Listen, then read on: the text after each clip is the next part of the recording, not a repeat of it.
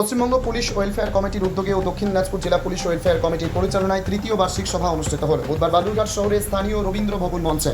এদিনের সভাতে উপস্থিত ছিলেন পশ্চিমবঙ্গ পুলিশ ওয়েলফেয়ার কমিটির রাজ্য কনভেনার বিজিতেশ্বর রাউত, জেলা পুলিশ সুপার চিন্ময় মিত্তাল, ডিএসপি সদর বিক্রম প্রসাদ সহ অন্যান্য পুলিশ আধিকারিকরা। এ বিষয়ে রাজ্য কনভেনার বিজিতেশ্বর রাউত বলেন, পুলিশের মনে ক্ষোভ সৃষ্টির চক্রান্ত চলছে রাজ্য সরকারের বিরুদ্ধে। এমনকি এই চক্রান্ত চালাচ্ছেন পুলিশেরই উঁচু তলার এক শ্রেণীর আধিকারিক। বালুরঘাটের সভাতে এসে এমনই অভিযোগ করলেন। দক্ষিণ দিনাজপুর থেকে রমা ভৌমিক চ্যাটার্জির report, crime press Bengal news. বললেন দেখা গিয়েছে যে পুলিশকে যাবতীয় কাজ এখন করতে হচ্ছে, শুধু আইন শৃঙ্খলা রক্ষায় নয়, জুতো পাট থেকে জুতো সেলাই থেকে শুরু করে চন্ডী পাট সব কিছু করতে হচ্ছে। কিন্তু তথাপি দেখা যাচ্ছে কিছু কিছু সিস্টেম চালু না হওয়ার জন্য বা পুলিশ ওয়েলফেয়ারে কিছু না করার জন্য, পুলিশের ওয়েলফেয়ারের জন্য কিছু না করার জন্য অনেক পুলিশকে ডিপ্রেশনে দেখতে পাওয়া যাচ্ছে। এটা নিয়ে আপনারা দেখুন, পুলিশ কর্মীদের কিন্তু অনেক অসুবিধা আছে। সেই অসুবিধাগুলোকে সলভ করার জন্যই কিন্তু রাজ্য সরকার, বিশেষ করে রাজ্যের মুখ্যমন্ত্রী উদ্যোগ নিয়ে এই স্টেট ওয়েলফেয়ার কমিটি তৈরি করেছেন।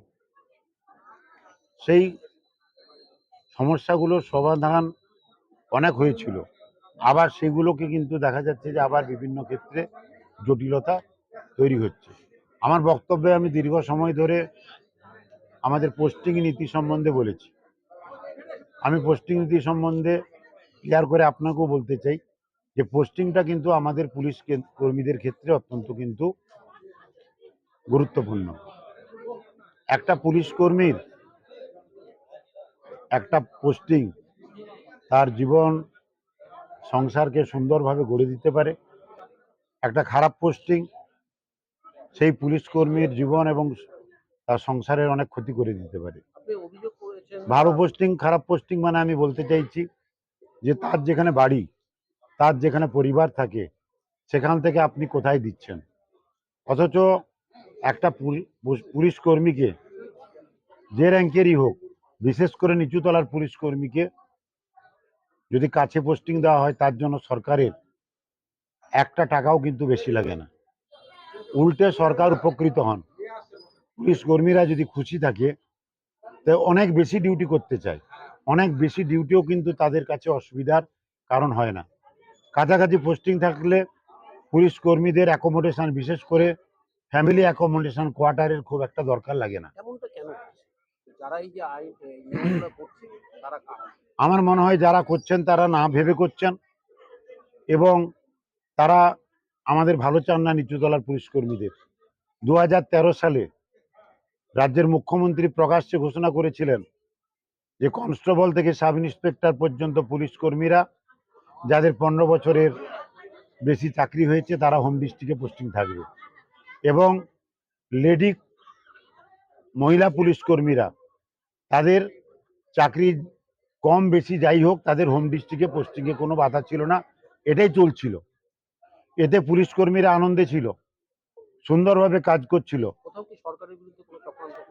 এটা তো আমি মনে করি যে যারা এটা করছেন তারা সঠিকভাবে কিন্তু ভাবছেন না।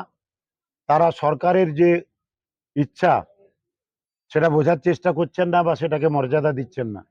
রাজ্যের মুখ্যমন্ত্রী যেখানে বলছেন যে প্রমোশন পোস্টিং নিয়ে গুরুত্ব দিচ্ছেন, পুলিশ কর্মীদের হোম ডিস্ট্রিক্টে পোস্টিংয়ের কথা বলছেন, সেখানে 2024 সালে আমি যদি দেখি এমন কোন অর্ডার হয় যে 8 বছর চাকরি না হলে হোম ডিস্ট্রিক্টে মহিলা পুলিশ কর্মীরা পোস্টিংয়ে দরখাস্ত করতে পারবে না, পুরুষ পুলিশ কর্মীরা চাকরি জীবনের একদম শেষ প্রান্তে 4 বছর চাকরি থাকতে করতে পারবে, তাহলে তারা উল্টো হয়ে যাচ্ছে। তো এটা প্রতিকারের জন্য আমি যারা আমাদের পরিচালনা করেন তাদেরকে আমরা লিখিতভাবে দাবি করেছি যে মুখ্যমন্ত্রী যেটা চাইছেন এবং যেটা করলে আমাদের পুলিশ কর্মীদের ভালো হবে সেটা করতে হবে। সম্প্রতি আর একটা ঘটনা যেটা দেখা গিয়েছে, যেটা পুলিশের সাথে শাসক দলের একাংশের নেতৃত্বে একটা মানে অভদ্র আচরণ বা উল্টোপাল্টা গালিগালাজ, যেটা সম্প্রতি বীরভূমের ক্ষেত্রে এই বিষয়টা নিয়ে কি বলবো? আমি শাসক দল, বিরোধী দল, পাবলিক এসব বুঝি না। আমার কাছে পুলিশ প্রেস্টিজটা বড় কথা। পুলিশ কর্মীরা সম্মানের সঙ্গে থাকবে, মাথা উঁচু করে কাজ করবে, সরকারের নিয়ম মেনে চলবে, আইন মেনে চলবে, এটাই হচ্ছে কিন্তু স্বাভাবিক।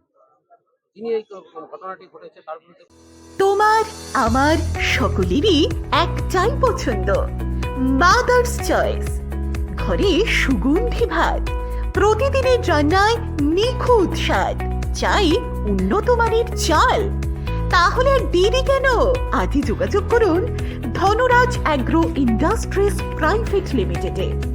আমরা আনি আপনার টেবিলে খাঁটি ও মানসম্মত চাল মাদার্স চয়েস নামে। একবার ব্যবহার করুন, আর ফিরে তাকাতে হবে না। বিশ্বাসী গোড়া, গুণগত মানে সেরা। মাদার্স চয়েস, মা যেমন চান চাল তেমনই। যোগাযোগের জন্য এখনই কল করুন 8509752023 এই নম্বরে। মাদার্স চয়েস শুধুই সেরা নয়, সবার প্রথম পছন্দ।